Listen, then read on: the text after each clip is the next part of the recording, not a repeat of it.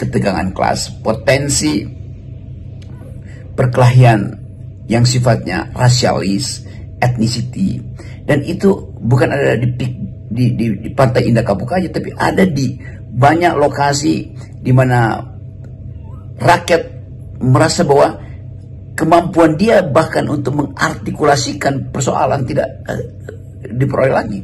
Dia mungkin bisa mengartikulasikan problemnya melalui para pengacara, tetapi itu memerlukan uang. LBH di daerah penuh sesak dengan laporan-laporan konflik agraria itu. Dan Presiden Prabowo berjanji untuk berpihak pada rakyat. Ini bukan soal siapa yang hendak memenangkan sumber daya ekonomi, tetapi apakah negara mau turun segera mendeteksi ini sebagai potensi katastrofi secara sosial. Saya menduga itu dengan kuat, dan tanpa harus menyebutkan apakah ini satu analisis Marxis, kita tahu bahwa di dalam keadaan di mana ketegangan sosial itu tidak bisa lagi dijembatani oleh basa-basi politik, maka di situ akan ada konflik kelas. Kita tidak perlu lagi menerangkan bahwa Indonesia sangat rawan dengan konflik kelas karena tanah itu adalah kapital. Tanah itu adalah keringat yang memungkinkan orang berproduksi, dan alat produksi makin lama makin dikendalikan oleh satu kelas.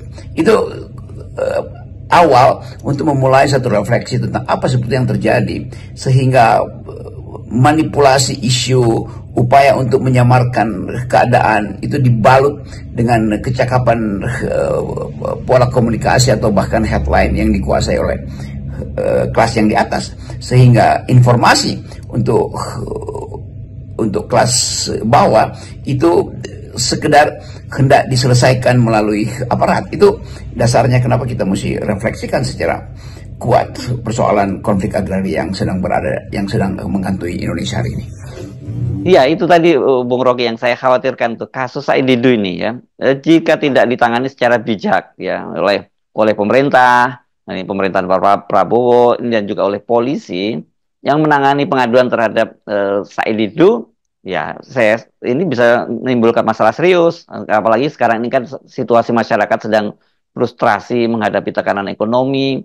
Kemudian Menteri Keuangan Sri Mulyani juga memastikan mulai awal tahun depan itu PPN akan naik jadi 12%. Dan artinya itu kan hidup makin berat. Beli ya barang-barang pasti akan naik karena tadi pajaknya juga naik.